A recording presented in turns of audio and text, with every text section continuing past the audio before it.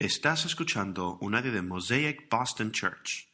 Si deseas ver más recursos, conocer Mosaic Boston y las iglesias de nuestro vecindario o hacer una donación a este ministerio, visite mosaicboston.com.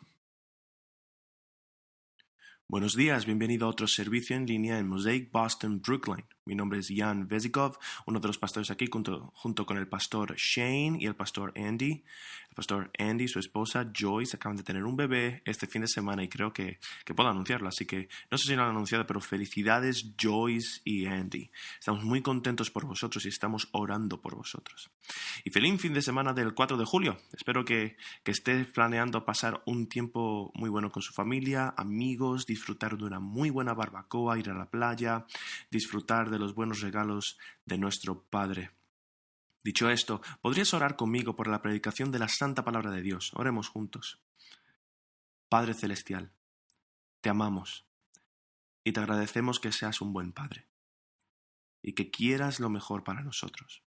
Y lo mejor para nosotros es el camino que trazaste en los Evangelios. Y en el centro de los Evangelios se encuentra el mensaje del Evangelio, las buenas nuevas de Jesucristo, que no solo caminó por un camino, sino que abrió el camino, corrió esa carrera por nosotros para darnos su justicia y tomar nuestros pecados sobre Él mismo. Jesús, te agradecemos por eso. Espíritu Santo, capacítanos hoy para aprender que nos llamas a ser personas de estabilidad espiritual, lo que conduce a la estabilidad en cada aspecto de nuestras vidas. Y muéstranos cómo podemos ser personas que ya no son propensas a ser arrojadas por todo viento de doctrina de aquí y para allá, pero que podamos así caminar por el camino que tú nos has marcado y poder pelear así la buena batalla y poder correr así la batalla que nos llamas a correr, Señor. Oramos para que bendigas nuestro tiempo, el tiempo ahora en las Sagradas Escrituras, y oramos todo esto en el nombre santo de Jesucristo. Amén. El título del sermón de hoy es El fortalecer la estabilidad espiritual. Estamos en Filipenses 4, versículos del 1 al 9. Ha sido un tiempo increíble en el libro de los Filipenses. Tenemos esta semana y la próxima semana luego estamos haciendo la transición a una nueva serie. En junio del año 2000 yo tenía 17 años y estaba en la secundaria, y el verano después del tercer año, antes de mi último año en la secundaria, mi tío vino de Estonia y mi padre y mi tío y yo nos fuimos a pescar por primera vez en nuestras vidas. Pensamos que eso sería una gran idea. Parecía una gran idea en ese momento, pero no miramos el pronóstico del tiempo, se nos olvidó, y los muchachos en la balsa no se preocuparon por el pronóstico del tiempo porque eran pescadores experimentados con los que fuimos. Entonces fuimos a pescar a alta mar, en alta mar, y salimos del muelle como a eso de las 8 de la mañana, un día completo, de 8 a 5 de la tarde. Sonaba como una muy buena idea en ese momento. Una vez más, cada vez que lo decíamos, pesqué mi primer pez a las 8:29, a las 8:30. Recuerdo cada detalle de ese viaje porque a las 8:30 de la mañana comencé a sentirme mareado. Y entro en una pequeña habitación que tienen y me siento y me senté como al lado de un cubo de basura. En realidad era como un cubo, un barril, pero estaba enfermo, me mareé muchísimo. Entonces mi papá luego después fue el siguiente en marearse y ponerse enfermo tú. Y entonces todo el día a las 8:30, de 8:30 a 5 de la tarde, solo recuerdo haber sufrido todo el tiempo. Y lo que recuerdo hasta el día de hoy es el olor. Ese olor a pescado, me sentí como una piedra en una hormigonera durante todo el día. Era todo eso así en mi estómago. Es todo para decir que así es como se sienten muchas vidas en esta temporada. Todo está cambiando. El mundo está en constante cambio. Todo parece ser inestable. Cosas que pensamos que deberían ser estables. Pero sentimos la sacudida y el giro y el cambio, la vacilación, la turbulencia, la agitación. Las escuelas están en constante cambio, los trabajos están en constante cambio, la salud durante muchos años en constante cambio siempre. Las relaciones están en constante cambio, la economía, la política, el orden mundial, todo. Y para muchos, desafortunadamente, la fe está cambiando. ¿Qué es lo que creo? ¿Puedo seguir por este camino de la fe? Gente pensando eso. Y aquí Pablo nos da algo sobre lo que podemos construir nuestras vidas. Él nos da algo en lo que podemos anclarnos. Él nos dice, estad así firmes en el Señor. Esa es la gran idea de nuestro texto hoy. Es un texto sobre estabilidad, integridad, consistencia, constancia, madurez. Y Pablo vivió una vida turbulenta, pero se mantuvo firme. Él nunca tambaleó. Su fe nunca estuvo en peligro de naufragar. Ese es un término que usa porque él estaba encadenado. No hizo compromisos, incluso ante la persecución, y de eso es lo que vamos a estar hablando el día de hoy.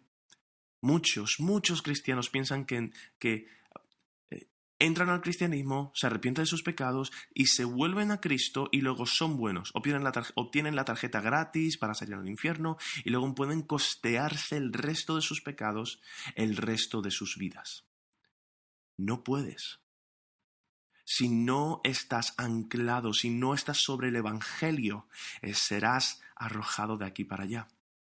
Así que de eso vamos a estar hablando hoy. Filipenses 4, versículos 1 al 9, veremos 5 claves para la estabilidad en la fe y en última instancia en la vida. Mirarías el texto conmigo. Así que hermanos míos, amados y añorados, gozo y corona mía, estad así firmes en el Señor, amados. Ruego a Evodia y a Síntique que vivan en armonía en el Señor. En verdad, fiel compañero, también te ruego que ayudes a estas mujeres que han compartido mis luchas en la causa del Evangelio, junto con Clemente y los demás colaboradores míos cuyos nombres están en el libro de la vida. Regocijaos en el Señor siempre. Otra vez lo diré, regocijaos. Vuestra bondad sea conocida de todos los hombres. El Señor está cerca. Por nada estéis afanosos. Antes bien, en todo, mediante oración y súplica con acción de gracias, sean dadas a conocer vuestras peticiones delante de Dios.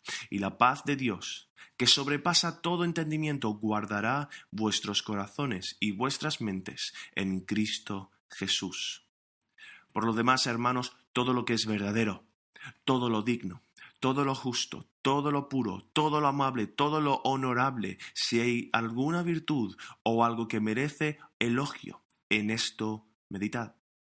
Lo que también habéis aprendido y recibido y oído y visto en mí, esto practicad, y el Dios de paz estará con vosotros. Esta es la lectura de la palabra santa, inherente, infalible y autoritaria de Dios, y que Dios escriba estas verdades eternas en nuestros corazones. 5 claves para la estabilidad de la fe y, en última instancia, para la vida. Y todo esto empieza en el versículo 1. Versículo 1 dice, estad firmes, mantente firme, estad así firmes. Esa es la gran idea, ese es el verbo operativo, el imperativo. Ahora, ¿cómo hacemos eso? Aquí están los 5 estabilizadores o amortiguadores, digamos, ¿no? Para proporcionar estabilidad en un mundo inestable. Número 1, participa en el Evangelio. Número 2, regocíjate en el Señor. Número 3, no te afanes por nada. Número 4, ora en todo momento. Y número 5, guarda tu corazón y tu mente. Entonces, punto número 1, participa en el Evangelio. Pablo plantó esta iglesia en Filipos y se va, y luego oye que hay un tipo de fricción relacional en la iglesia y en particular entre 2 damas. Entonces él escribe y dice, ruego a Evodia y a Síntique que vivan en armonía en el Señor. Esto es fascinante. Trabajaron con Clemente.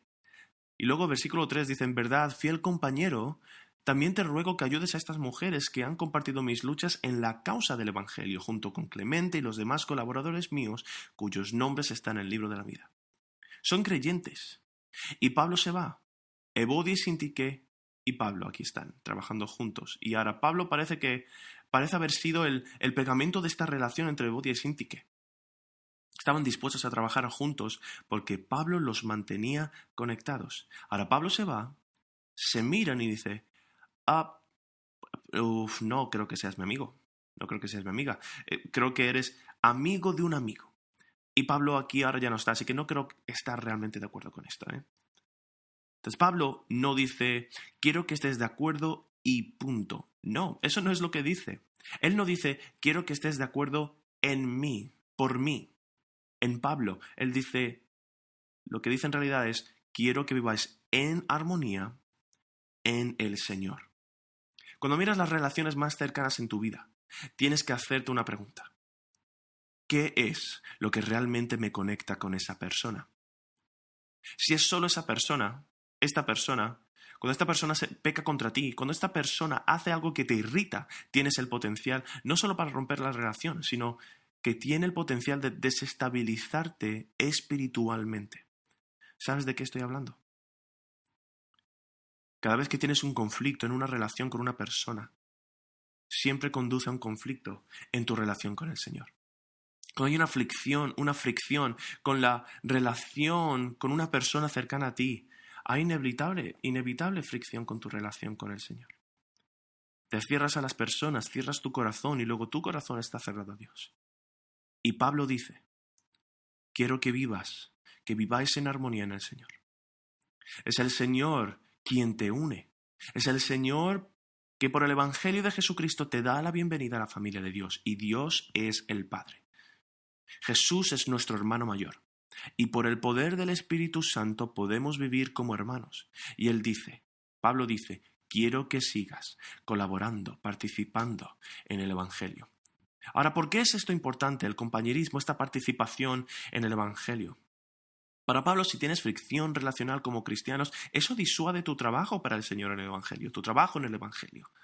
Y es por eso que es tan importante para Pablo no solo tener una unidad en la iglesia, sino unidad en el propósito de proclamar el Evangelio, expandir el reino de Dios. Y la otra cosa aquí que quiero señalar, esta es una epístola, es una carta. Es una carta escrita por Pablo a esta iglesia en Filipos. Y una vez recibido, el pastor de la iglesia toma esta carta. Y en una reunión dominical donde la iglesia está junta, unida, el pastor lee esta epístola. Y cuando llega al capítulo 4, versículo 2, y Evodia y Síntique son mencionadas, Evodia y Síntique estarían sentadas en lados opuestos de la habitación. Y su fiel compañero, lo más probable es que sea el pastor, mi fiel compañero, ¿no? Y el fiel compañero está leyendo esto.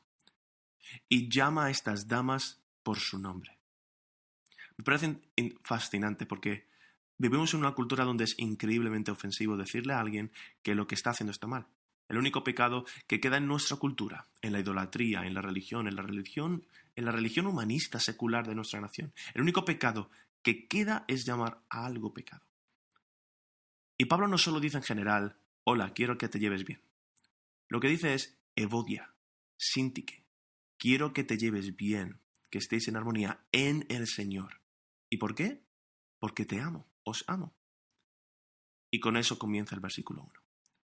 Pablo empieza con un te quiero, estáis en mi corazón, os extraño, sois mi gozo y corona. Así que permaneced firmes en el Señor. Continúen participando y trabajando juntos por el Evangelio. Es por eso que nos necesitamos unos a otros para señalar los pecados de los demás. Y necesitamos tener la humildad de recibir esa crítica al señalar los pecados nuestros del uno del otro. Y necesitamos tener la audacia de darle una crítica constructiva, una crítica amorosa para ayudar a la persona a seguir en el camino. Mira, veo que te has desviado aquí, volvamos juntos al camino. Es por eso que es tan importante tener una participación, una colaboración juntos en el Evangelio como creyentes en nuestras vidas, y así estar juntos en el Señor para promover y expandir el reino. Un ejemplo de esta inestabilidad, este tambaleo en la fe, está en Génesis 49, versículos 3 al 4. Ese es el ejemplo de Rubén. Génesis 49, 3 y 4 dice, Rubén, tú eres mi primogénito, mi poderío y el principio de mi vigor, prominente en dignidad y prominente en poder, incontrolable como el agua. No tendrás preeminencia, porque subiste a la cama de tu padre y la profanaste. Él subió a mi lecho. Si deseas conocer la historia de fondo, lee Génesis 49, solo la segunda parte de Génesis. El punto aquí es que Rubén era un primogénito. Se suponía que Rubén era el que iba a recibir esta bendición de preeminencia, primogenitura. En cambio, no lo hace. ¿Por qué? ¿Qué lo descalificó? Su inestabilidad espiritual. Tenía un potencial incomparable, una oportunidad, pero lo pierde todo, porque en algún momento eligió el placer temporal sobre la bendición eterna de Dios. Incluso Pablo necesita esta comunidad. Es por eso que comienza el texto diciendo que son mis hermanos y hermanas, en el versículo 1, y que son mis hermanos y hermanas mi gozo y mi corona. Estamos en una sociedad en la que el Evangelio, para mantenernos estables en el Señor, para mantenernos en crecimiento, en este compañerismo, en esta hermandad. ¿Cómo es tu compromiso con la comunidad evangélica? Y lo pregunto porque sabemos quién va a los grupos comunitarios y quién no. Y si has dejado de asistir a grupos comunitarios, bienvenido. Ven, vuelve, nos encantaría tenerte. Es importante. Sé que no es el mejor formato, sé que es difícil con los videochats, las videollamadas, sé que es difícil escucharse el uno al otro de vez en cuando, sé que es difícil con las dificultades técnicas, pero por ahora es todo lo que tenemos, por lo que debemos seguir colaborando en el Evangelio. Punto número 2. Regocíjate en el Señor. El segundo estabilizador es nuestra fe. En nuestra fe es el regocijarse en el Señor. Ese es el versículo 4 y 5. Dice, regocijaos en el Señor siempre. Otra vez lo diré, regocijaos. Vuestra bondad sea reconocida, sea conocida de todos los hombres. El Señor está cerca. Pablo no dice, regocíjate en tus circunstancias. Él no dice, regocíjate en tu trabajo, en tu carrera, tu familia, tu prosperidad, tu salud. Dice, regocíjate en el Señor. El Señor es tu Dios. El Señor es un Dios de bondad, poder, misericordia, justicia, gracia, provisión. Alégrate en el Señor. Gózate en el Señor. Él es nuestro pastor. Las palabras de Dios dice que al seguirlo nada nos faltará. Él es nuestra verdadera seguridad. Él ha resuelto nuestro mayor problema en la cruz al dar a Jesucristo, a su Hijo, para pagar la pena por nuestro pecado, la paga, para que nos perdonase. Solucionó nuestro mayor problema. Si con Cristo nos da la salvación, obviamente nos dará todo lo que necesitamos en la vida. Y esto es lo que señala en los versículos 2 y 3. Evodia y Síntique, Clemente, vuestros nombres están escritos en el libro de la vida. Vais a pasar la eternidad juntos, entonces, ¿por qué no llevaros bien ahora? Sea lo que sea que esté causando una grieta en tu relación, es un problema secundario. Regresa al Evangelio. Tus nombres están escritos en el libro de la vida. Probablemente en la misma página, porque probablemente se guardaron en la misma temporada. Estáis juntos para siempre, de aquí a ahora. En Lucas 10, versículos 17 al 20, habla de la salvación como la mayor fuente de nuestro gozo, porque la salvación nos conecta con la fuente de todo gozo, que es Dios. Lucas 10, versículos 17 al 20, Jesús había enviado a 72 discípulos, otras versiones dicen 70, pero tenía 12 discípulos y luego también un ciclo de 72, 70, 120, 500, pero envía a 72 o a 70, según otras versiones, para que vayan a predicar el Evangelio. Y luego ellos vuelven a Jesús. Entonces, los 70, dice la palabra de Dios, los 70 regresaron con gozo diciendo, Señor, hasta los demonios se nos sujetan en tu nombre. Y él les dijo, yo veía a Satanás caer del cielo como un rayo. Mirad, os he dado autoridad para hollar sobre serpientes y escorpiones y sobre todo el poder del enemigo, el poder del enemigo, y nada os hará daño. Sin embargo, no os regocijéis en esto, de que los espíritus se os sometan, sino regocijaos de que vuestros nombres están escritos en los cielos. Esa debería ser la mayor fuente de nuestro gozo. Mi eternidad es segura. Voy a pasar toda la eternidad para siempre con Dios. Si Dios resolvió mi mayor problema, ¿por qué estoy tan preocupado de que Él no resuelva mi problema temporal? Él está aquí. Él está con nosotros. Nos tiene a nosotros. Regocíjate en la salvación que Dios te da, porque Dios es un Dios de gozo. Y eso es lo que lleva a la bondad.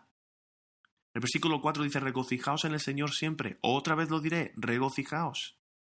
Versículo 5, vuestra bondad sea conocida de todos los hombres, el Señor está cerca. Y esa es una palabra increíble. Esto se puede traducir de diferentes maneras, porque esto es una palabra multifacética.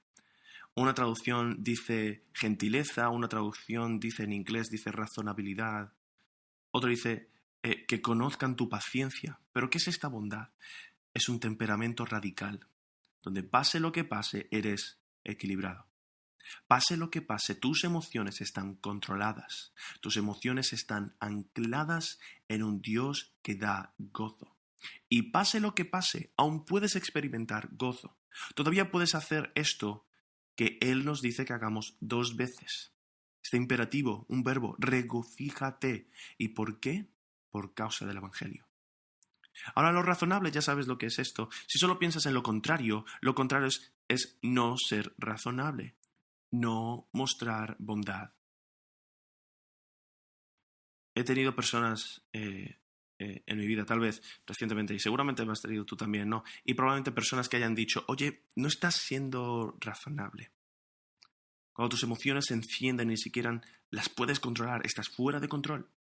Y en este punto, Pablo dice, ¿por qué? Porque no estás anclado en el Evangelio. Y esto tiene que ver con los mejores momentos de la vida. Tiene que ver con los mejores momentos bajos de la vida. La razonabilidad te mantiene en medio. Primera de Corintios 7, versículos 29 al 31. Nos da la misma idea. Versículo 29 dice, mas esto os digo, hermanos, el tiempo ha sido cortado, de modo que de ahora en adelante los que tienen mujer sean como si no la tuvieran. Ahora, ¿qué significa esto? El 30 dice, los que lloran como si no lloraran, y los que se regocijan como si no se regocijaran, los que compran como si no tuvieran nada. Versículo 31, los que aprovechan el mundo como si no lo aprovecharan plenamente, porque la apariencia de este mundo es pasajera. Ahora, ¿qué significa esto? Pablo dice, tratas lo físico como temporal. Trata lo físico como temporal. Trátalo. Tratas todo lo que sucede como algo que también va a pasar. Esto también va a pasar. Y has visto esta pegatina para el parachoques, ¿no? Seguramente en el coche. John Newton dijo, y cito, si entiendes la gracia de Dios, haces que lo peor sea soportable y lo mejor para vivir. Fin de la cita. Hacer lo peor soportable y los mejores tiempos vivibles. Es decir, nos alegramos no por las circunstancias, sino pese a las circunstancias. Eso es gozo. Y así es como el gozo se diferencia de la felicidad. La felicidad simplista tiene que ver con la casualidad, la circunstancia, pero el gozo tiene que ver con Dios. Regocijarse no significa que no lloremos. Jesús lloró y lloramos con llanto, pero el llanto cristiano es diferente.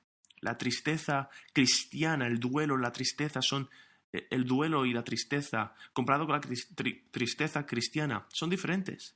Dices, estoy triste, pero este no es el camino que quiero tomar. He perdido algo, sí, es terrible, pero este no es el centro de lo que yo soy. Esto no es lo principal y nada va a tocar lo principal. Entonces, solo puedo estar tan triste, pero nunca me va a afectar.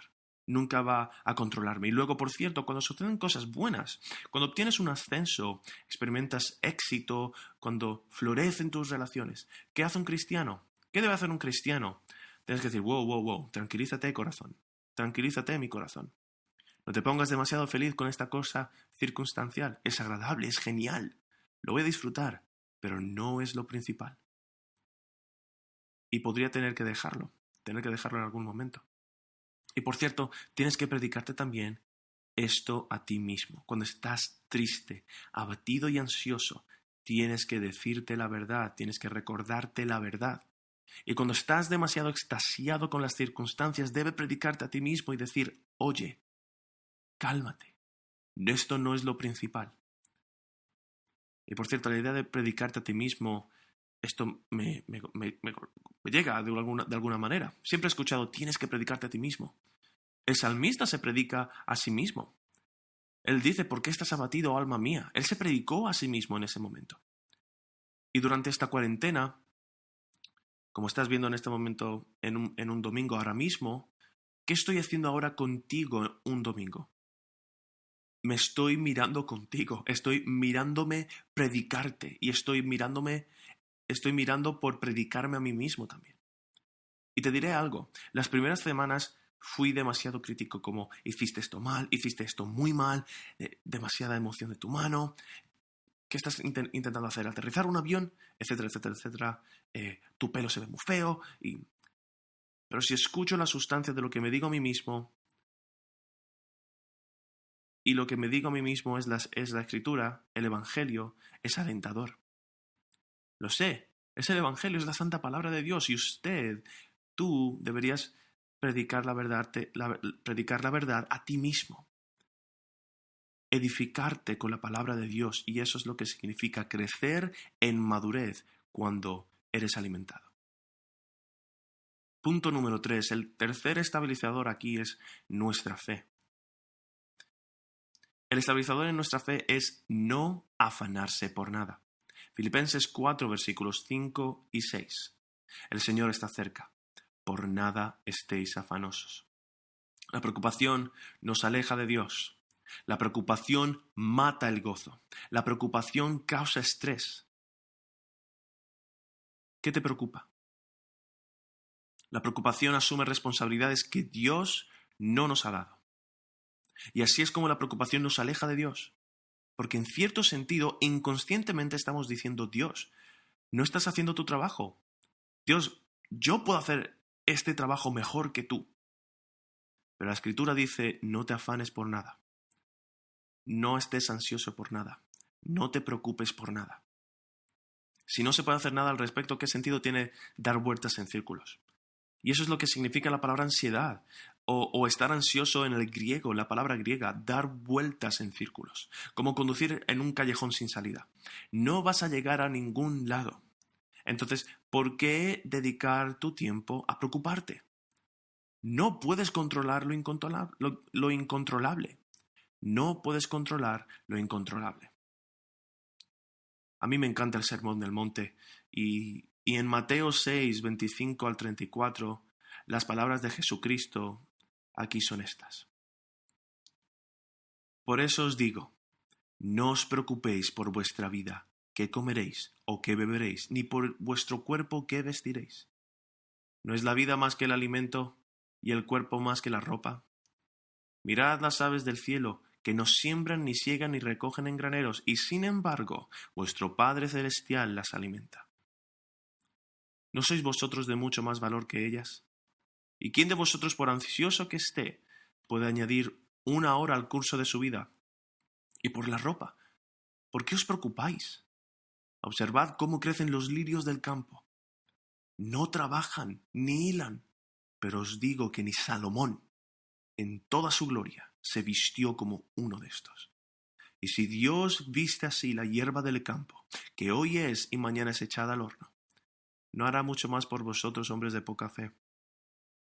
Por tanto, no os preocupéis diciendo qué comeremos o qué beberemos o con qué nos vestiremos, porque los gentiles buscan estas cosas ansiosamente. Que vuestro Padre Celestial sabe estas necesidades. ¿Qué necesidades de todas estas cosas? Pero buscad primero su reino y su justicia, y todas estas cosas os serán añadidas. Por tanto, no os preocupéis por el día de mañana, porque el día de mañana se cuidará de sí mismo. Bástele a cada día sus propios problemas. Me encanta la cita. La preocupación no está vacía. La preocupación no vacía el mañana de sus propios problemas. vacía al hoy de su fuerza. ¿Cómo son tus niveles de ansiedad? ¿Cómo está tu estrés? La Escritura dice, por nada estés afanoso. Estar ansioso por nada. Y aquí está la cosa, no puedes deshacerte de la ansiedad sin reemplazarla con otra cosa. Y Pablo aquí te dice, no te preocupes por nada, pero al mismo tiempo dice, en todo momento ora. Y este es el punto número 4.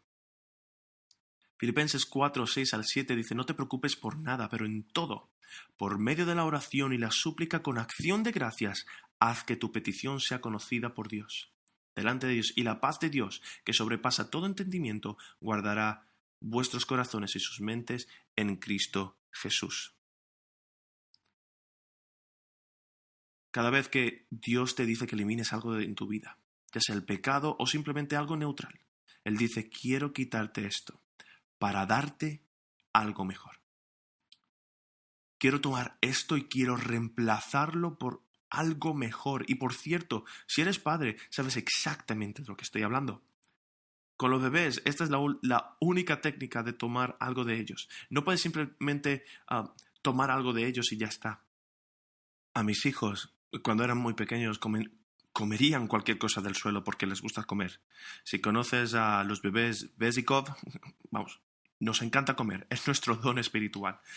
Recuerdo que Sofía, con Elizabeth, con Ikat, con Milana, cada vez que podía tomar algo tan dañino de ellos, tenía siempre que reemplazarlo de inmediato. Y de eso está hablando Dios aquí. Quiero quitarte esta ansiedad. Quiero quitarte esta carga. No es tuyo para soportar. Y quiero reemplazarlo con algo diferente. Y la técnica para hacerlo es la oración. Pablo dice, no te afanes, ora. Y el camino para la paz, hacia la paz en ti es siempre la oración. Te pregunto, ¿cómo está tu vida de oración en esta temporada? ¿Pasas muchas veces orando con Dios en tu lugar de oración, tú y Dios a solas? ¿Estás compartiendo tus cargas con Él? ¿Estás trayendo tu ansiedad, tu estrés? ¿Qué te preocupa? Tráelo al Señor. Ora durante este tiempo. Ora durante todo el tiempo, en todo tiempo. Y si dices, no tengo tiempo para orar, en cualquier momento que pases preocupándote, estresándote, en ese momento, si oras, tendrás menos de qué preocuparte. Filipenses 4, 6 dice, antes bien, en todo, mediante oración y súplica con acción de gracias, sean dadas a conocer vuestras peticiones delante de Dios. En todo. Mucha gente piensa en la oración como algo religioso que las personas religiosas hacen, para decir una oración, memorizar una oración. Y eso no es lo que la oración dice que es en las Escrituras. La oración no es eso, la oración es una conversación con Dios, es derramar tu corazón a tu mejor amigo, todo lo que hay en tu corazón. Y así es como Jesús nos enseñó a orar. Y es por eso que no solo dice orar sobre cosas religiosas, dice en todo, ora por todo, cada detalle, todas las minucias, lo más pequeño. Dios quiere escucharlo todo. Mi hija Sofía ha comenzado a enviar mensajes de texto. Ella tiene un iPad. Bueno, en realidad, la esposa del pastor Shane Kelly le regaló un iPad. Y ella quería leer libros de la biblioteca en él. Y ahora controla muy bien el iPad. Tiene una cuenta en iCloud, tiene Messenger ahora. Y está enviando mensajes de texto. Y ella me envía mensajes de texto de todo tipo. Ella me envía mensajes de texto con imágenes y me envía pequeños dibujitos que ella hace.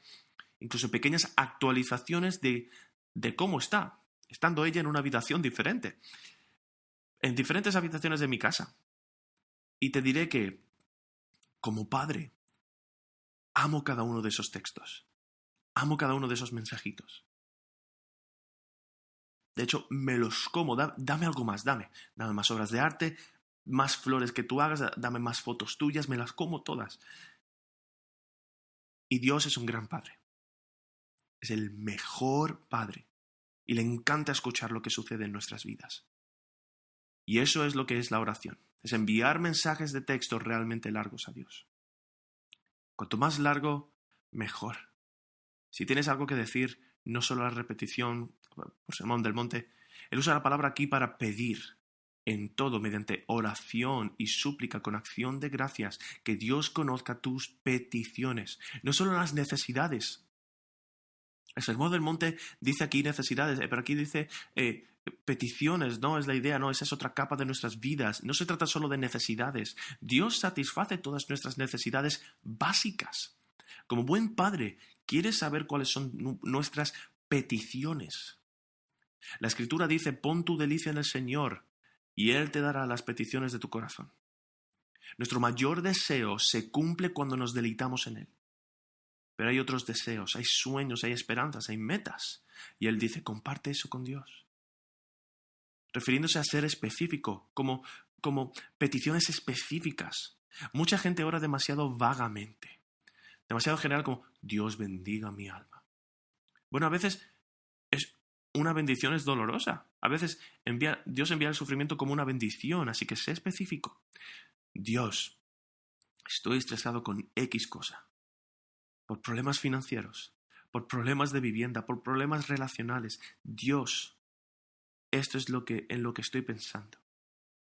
Y yo personalmente oraba, me gustaría reiniciar la iglesia. Así son las cosas. Pastor Jan, ¿qué te preocupa? Convertí mis preocupaciones en oraciones sobre la iglesia, ¿no? Y el futuro de la iglesia, y el futuro de la ciudad, y el futuro de cómo esto finalmente va a impactar a las personas, esta situación ahora. Entonces, ¿qué hago con estas cargas mías? O cuando alguien me envía una petición de oración o Pastor Jan, me preocupa esto. Pastor Jan, estoy teniendo problemas en mi trabajo. Estoy teniendo problemas con mi matrimonio. Estoy teniendo problemas con mis hijos. ¿Qué debo de hacer? ¿Cómo puedo yo, como ser humano, soportar este peso? La única manera que puedo hacerlo es si transfiero todo inmediatamente al Señor, si lo pongo todo delante de Dios, inmediatamente. De eso es lo que se está hablando. Dios, estoy estresado. Dios, estoy tenso, estoy nervioso. Así que sé específico al respecto. Cuando oras, sé específico. La traducción del Nuevo Testamento en inglés de J.B. Phillips, de este pasaje, dice, cuando ores, cuéntale a Dios cada detalle de tus necesidades. Cada detalle. Si es lo suficientemente grande como para preocuparse, es lo suficientemente grande como para orar. Y por cierto, a Dios le encanta responder oraciones específicas. Él ama eso. Si oras por algo súper específico y luego sucede, ¿cuál es tu reacción? Tu reacción es como, oh, wow. Solo te daré un ejemplo. En nuestro grupo comunitario, la semana pasada estábamos haciendo peticiones de oración y mi hija Caterina, la tercera, que tiene 5 años, yo le dije, bueno, ¿cuál es tu petición de oración, cariño? Y ella dijo, pues quiero un unicornio. Y yo dije, bueno, no vas a conseguir un unicornio. Así que tuve que escribirlo y tuve que orar al respecto. Entonces pensé, Señor, si es tu voluntad, envíale un unicornio. Unos días más tarde, alguien del grupo comunitario toca a nuestra puerta y estaban en la tienda y había un unicornio de peluche con un pequeño cuaderno así todo junto. Y se lo dieron. Entonces me lo dieron a mí y luego se lo di yo a ella y ella dice, papá, Dios contesta la oración. Y lo hace. Llama a las oraciones, él ama las oraciones específicas. Dios, esto es por lo que específicamente estoy orando. Si es tu voluntad, que se haga. Y si esto no es así, tu voluntad es aún mejor. 1 Pedro 5, 6, 7 dice, humillaos pues bajo la poderosa mano de Dios, para que Él os exalte a su debido tiempo, echando toda vuestra ansiedad sobre Él, porque Él tiene cuidado de vosotros. Me encanta esta idea. ¿Tienes cargas sobre tus hombros? Échalas sobre el Señor. Esto es lo que es la oración. Descarga tus preocupaciones sobre Él porque Él te está buscando. Esto es lo que es la oración, es esta válvula de liberación de presión. El Dios que creó el universo por el poder de su palabra. El Dios que hizo cada huella dactilar, cada copo de nieve diferente, cada voz diferente, cada rostro humano diferente. Ese Dios se preocupa por ti y ese Dios te ama. Él te hizo a su imagen, particularmente. Otra traducción sobre este texto dice, puedes arrojar todo peso de tus ansiedades sobre Él porque eres su preocupación personal. No hay problema demasiado grande para Dios. No hay problema demasiado pequeño. 20 veces en el Nuevo Testamento nos dicen que pidamos. Santiago 4.2, no tenéis porque no pedís. Mateo 7.7, pedid y se os dará, buscad y hallaréis, llamad y se os abrirá. ¿Eres un buen pedidor? ¿Pides bien? Jesús realmente aquí usa parábolas. Él dice, quiero que pidas con descaro. Él da un par de ejemplos en forma de parábolas y él dice, quiero que pidas y sigas pidiendo. A veces se siente como irritante a veces, ¿no? Y dice, no. Y él dice, no, te quiero a ti. Y eso es lo que sucede en cuanto más oras por algo, el Señor comienza a revelarte. ¿Esto es de Dios? Si no es de Dios, Él lo quita. Y si es de Dios, Él comienza a darte fuerzas. Quiero decir, cómo percibir, cómo actuar para que esto suceda por la gracia de Dios. Y me encanta este próximo verso ahora donde dice, no solo ores, sino que mientras oras, hazlo con acción de gracias. Versículo 6 dice, por nada estéis afanosos, antes bien, en todo, mediante oración y súplica, con acción de gracias, sean dadas a conocer vuestras peticiones delante de Dios. Ahora esto es fascinante, él dice, en el mismo momento en el que pides algo, hazlo de una manera que tenga una actitud de gratitud.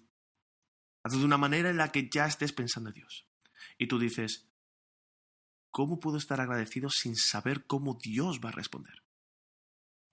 Y ese es el punto, que al pedir, al rogar, al implorar y agradecerle a Dios de antemano por toda la gama de respuestas posibles, sabiendo que provienen de Dios y sabiendo que su voluntad es siempre la mejor, siempre pide con el corazón agradecido. Eso es lo que está diciendo.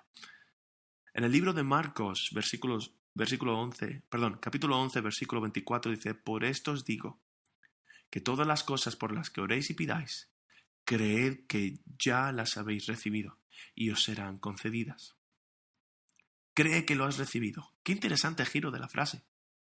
Y por cierto, las iglesias que proclaman y agarran name it and claim it, como se dice en inglés, este evangelio de la prosperidad, yo lo proclamo y luego yo lo obtengo, toman estos versículos y construyen toda la teología sobre estos y no lo contrarrestan con el momento en el que Jesús estaba en el jardín de Getsemaní. Deja que esta copa pase de mí, pero no se haga mi voluntad, sino la tuya, Señor. Hay que equilibrarlos. Pero creo que muchos cristianos dicen que no tenemos nada que ver con el evangelio de la prosperidad. Todos estamos en el jardín de Getsemaní, se saltan estos textos como este. Pero esta es la palabra de Dios. Si pides algo, lo que pidas cree que lo has recibido. Y mientras lo haces, será tuyo agradeciendo a Dios después de que Él te da algo. Eso es acción de gracias, eso es gratitud. Agradecer a Dios después es gratitud. Agradecer a Dios antes, eso es fe. Eso es fe. Claramente hay un equilibrio y necesitas el Espíritu Santo para que te ayude a discernir. ¿Qué debería estar pidiendo? Pero te diré, Dios da un regalo de fe, una unción increíble a veces con fe, donde simplemente crees. Todos a tu alrededor dicen que no. Y recuerdo que tuve esto con Mosaic en la iglesia en los primeros años de una manera muy especial. Donde todos a mi alrededor dijeron, no, esto no está funcionando. No, esto no está funcionando. No has recaudado suficiente dinero para la iglesia. No tienes suficiente liderazgo central. No tienes suficiente. Pero me despertaba todos los días por la mañana y agradecía de antemano a Dios por la iglesia que se estaba construyendo. Y lo sabía. Y luego esas oraciones, por cierto, me motivaron a trabajar a diario.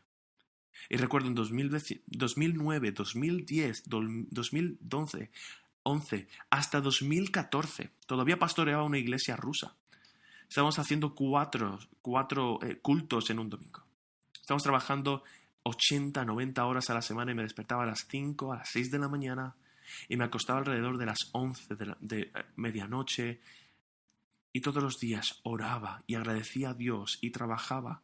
Ora, agradécele a Dios y trabaja. Y esta es la combinación. Entonces, ¿en qué parte de tu vida no estás orando lo suficiente?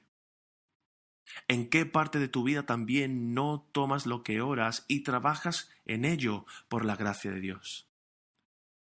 Tal como lo hizo Pablo y tal como Él nos pide. te daré una ilustración del Antiguo Testamento, de esta idea de agradecer a Dios por lo que le acabas de pedir al mismo tiempo.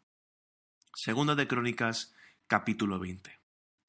El contexto aquí es este hombre, el rey Josafat, está a punto de ir a la guerra, a punto de ser atacado por los moabitas, amonitas y los meonitas.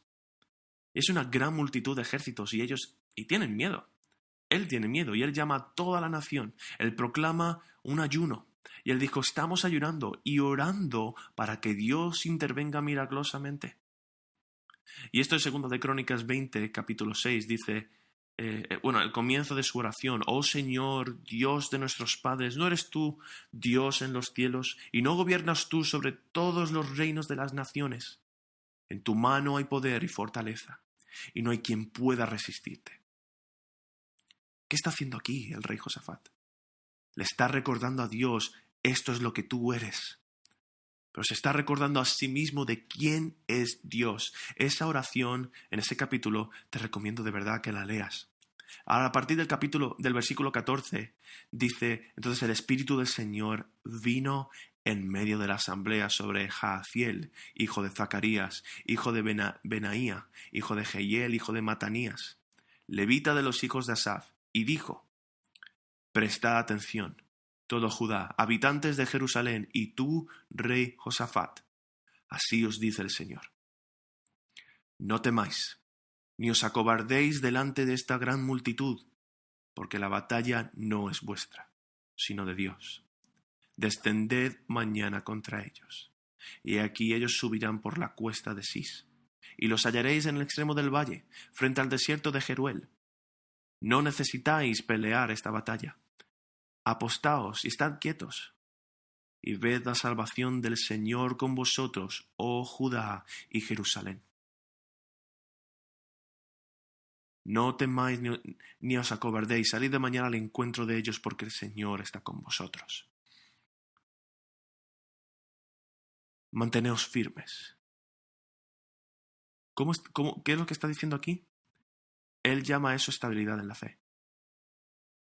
La batalla no es tuya, es del Señor. El Señor intervendrá. Mira ahora lo que dice en el versículo, a partir del versículo 20, en Crónicas aquí. Se levantaron muy de mañana y salieron al desierto de Tecoa. Y cuando salían, Josafat se puso en pie y dijo, oídme, Judá y habitantes de Jerusalén. Confiad en el Señor vuestro Dios, y estaréis seguros. Confiad en sus profetas y triunfaréis. Y habiendo consultado con el pueblo, designó a algunos que cantarán al Señor y a algunos que le alabarán en vestiduras santas, conforme salían delante del ejército, y que dijeran, dad gracias al Señor, porque para siempre es su misericordia. Y cuando comenzaron a entonar cánticos y alabanzas, el Señor puso emboscadas contra los hijos de Amón y de Moab y del monte de Seir, que habían venido contra Judá y fueron derrotados. Porque los hijos de Amón y de Moab se levantaron contra los habitantes del monte Seir, destruyéndolos completamente. Y cuando habían acabado con los habitantes de Seir, cada uno ayudó a destruir a su compañero. ¡Qué texto! Antes de la victoria, oran por la victoria y reciben una palabra del Señor. Sí, la victoria está por venir. Y creen esa palabra y esta es la verdad y comienzan a agradecer a Dios por ella, incluso antes de que Él haga algo, incluso antes de que Él lo hiciese. Esta es la combinación de orar por algo que sabes que es un deseo del Señor para la gloria de Dios, mientras buscas su reino y estás orando por esto. Y luego Dios confirma que sí, esto es cierto, esto está sucediendo a través de una palabra profética y luego comienzas a agradecerle por ello y así como le agradeces, Él lo hace. Esta es una actitud de gratitud lo que está ocurriendo aquí. Cambia todo sobre nuestras vidas. 1 Tesalonicenses 5, versículos 16 al 18 dice, estad siempre gozosos, orad sin cesar, dad gracias en todo, porque esta es la voluntad de Dios para vosotros en Cristo Jesús. ¿Puedes ver esta combinación? La oración es el pegamento entre el gozarse y el dar gracias en toda circunstancia. La oración en toda circunstancia conduce al gozo y luego agradeces a Dios porque la oración mantiene todo unido. Y finalmente, punto número 5, guarda tu corazón y tu mente. Ese es el quinto estabilizador espiritualmente y en todos los aspectos de tu vida. Filipenses 4, 8 al 9 dice: por lo demás, hermanos, todo lo que es verdadero, todo lo digno, todo lo justo, todo lo puro, todo lo amable, todo lo honorable, si hay alguna virtud o algo que merece elogio, en esto meditad, porque también habéis aprendido y recibido y oído y visto de mí. Esto practicad, y el Dios de paz estará con vosotros. Piensa en estas cosas. No solo pensamientos ansiosos o preocupados, deprimidos o negativos. Quiero que reemplaces lo que estabas pensando, porque los pensamientos cambiados conducen a sentimientos cambiados, lo que lleva a acciones cambiadas. ¿Qué te estresa? Piensa en otra cosa. Tu mente es un regalo tan especial de Dios. Nuestras mentes tienen la capacidad de almacenar más de 100 billones de pensamientos que pueden manejar cosas enormes. Y Dios te ha dado la capacidad de elegir lo que piensas, de elegir sobre lo que meditas, sobre lo que rumias. Mucha gente, desafortunadamente, muchos cristianos no discriminan entre lo que piensa y lo que se piensa. Piensan en cosas indiscriminadamente y simplemente permites que cualquier pensamiento que surja, que aparece, permanezca ahí. Necesitas ser un árbitro, ser juez de tus propios pensamientos. Necesitas ser rey de tus pensamientos, por así decirlo. Necesitas pastorearte a ti mismo. Tú tienes que decir: no, no voy a pensar en eso. No, eso no me va a edificar. No, eso no me va a edificar. No, eso no me va a conducir a la salud espiritual o física. Así que mira lo que tomas en cuanto a los pensamientos. Mira a quién lees, mira lo que ves, mira lo que escuchas. ¿A dónde te llevan esas cosas? ¿Te van a llevar a glorificar a Dios y a más gozo? La Biblia de Jerusalén dice: llena tu mente de estas cosas. La Biblia de las Buenas Nuevas dice: fija tu mente en ellos. Es hecho como una acción deliberada. Es una elección consciente y constante donde estás pensando en algo y dices: voy a pasar a otra cosa, voy a cambiar de canal. Y por cierto, prácticamente hablando, esto es mucho más fácil de hacer si te mantienes ocupado con cosas buenas. Si tienes demasiado tiempo de inactividad, eso va a ser muy difícil. Cuando estás solo, sin nada que hacer, eso se convierte en un trabajo de tiempo completo. He tenido momentos en la vida donde, tú sabes, te gradúas de la universidad y de repente tienes tiempo en el que no estudias 16 horas en la semana o tienes unas vacaciones de verano. Cuidado con los momentos en el que no tienes nada que hacer. La Escritura dice: los días son malos, aprovecha el tiempo. Aprovecha el tiempo, lo que significa que eres encargado de tu horario, responsable de tu horario. Mantente ocupado con cosas buenas, con cosas edificantes, con cosas que realmente conducirán a la salud y a la estabilidad. Aquí nos dan 8 palabras. Dice: verdadero, digno, justo, puro, amable, honorable, lleno de virtud, digno de elogio. Estos son filtros. Son filtros sobre lo que permitimos que nuestros pensamientos piensen. Mi esposa Tania me ha estado preguntando durante un par de meses: oye, ¿puedes cambiar el filtro del aire acondicionado? ¿Puedes cambiar nuestro filtro de este sistema de climatización que tenemos en casa? ¿Puedes cambiarlo, por favor? Y yo estoy como: sí, no es un gran problema, no es un gran problema. Para nada, sin problema. Y luego encontré algunos vídeos de limpieza de estos respiraderos en los aires acondicionados. Y si no los has visto, son increíbles. Ve a YouTube y lo buscas, de verdad. Pero son vídeos de técnicos profesionales de limpiando sistemas de climatización y que vienen a tus casas y pusieron como un cable guía, digamos, un cable rígido guía en la ventilación y lo ponen con una pequeña cámara de vídeo y otro pequeño tubo que absorbe todo lo desagradable, sea lo que sea. Y en los vídeos ves bolsas llenas, cubos llenos de pelusa, suciedad, polvo.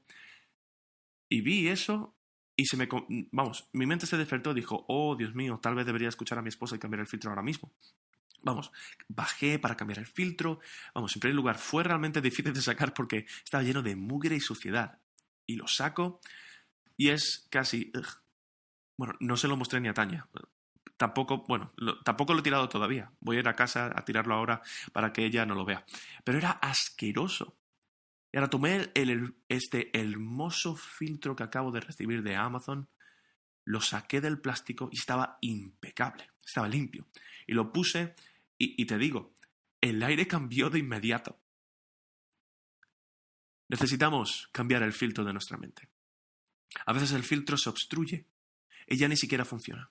Y la forma en que hacemos esto es con el Evangelio, que corremos corriendo hacia el Señor Jesucristo, diciendo: Señor, ni siquiera puedo filtrar mis propios pensamientos, te necesito tu fuerza, me arrepiento de mi pecado, límpiame.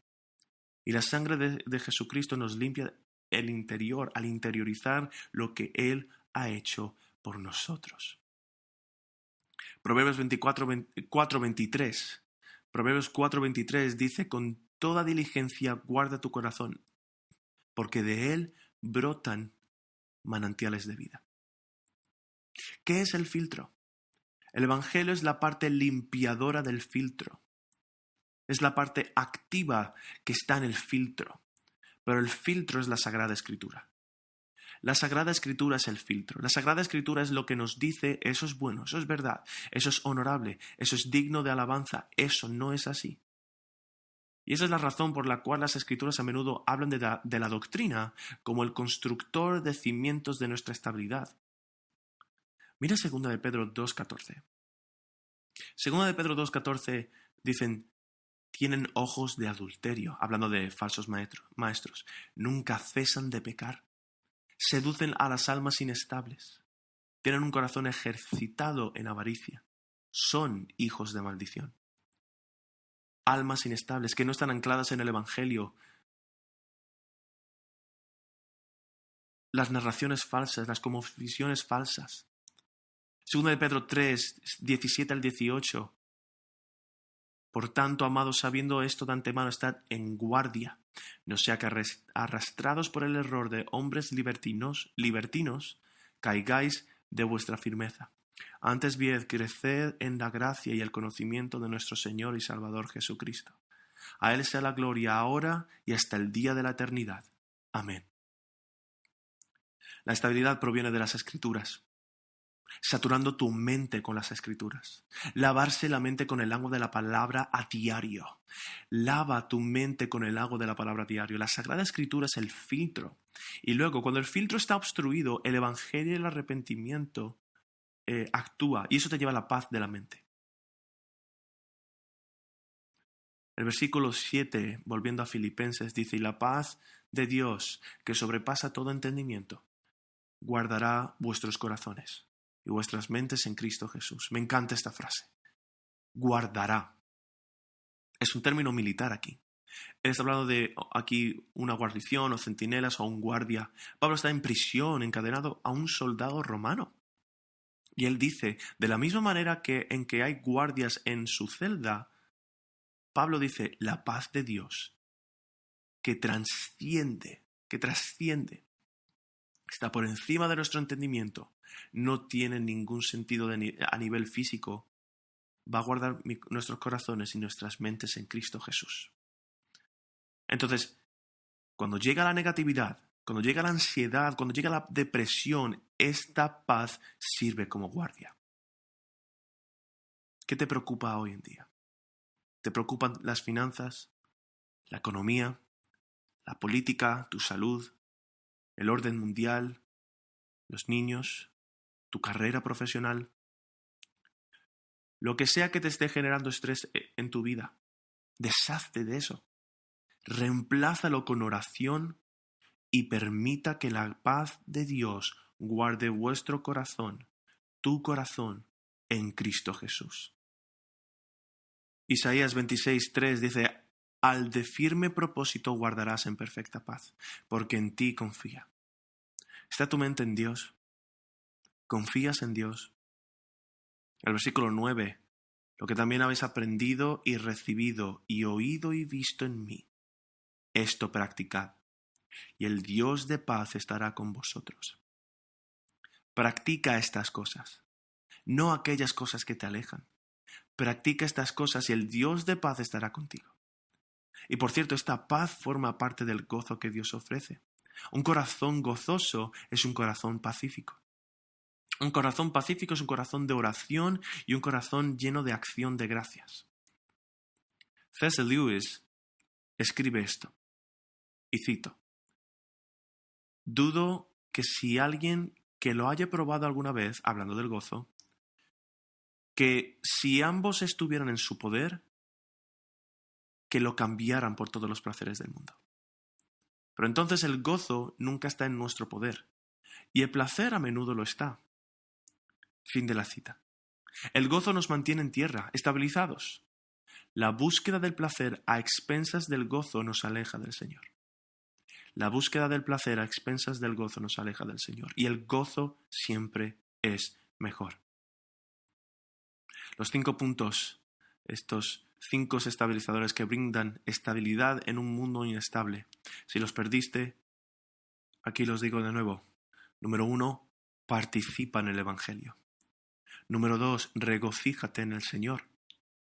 Número 3, no te afanes por nada. Número 4, ora en todo tiempo. Y número 5, guarda tu corazón y tu mente.